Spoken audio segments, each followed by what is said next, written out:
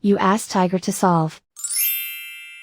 This deals with linear equations with one unknown. The final result is p equals 4. Let's solve it step by step. Simplify the expression.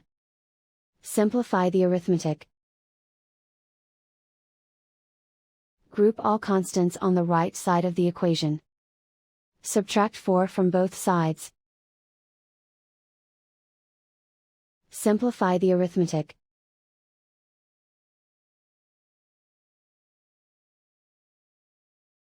Isolate the p.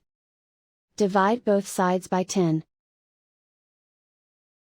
Simplify the fraction.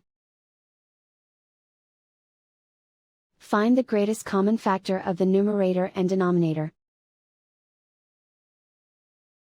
Factor out and cancel the greatest common factor. And so the final result is p equals 4.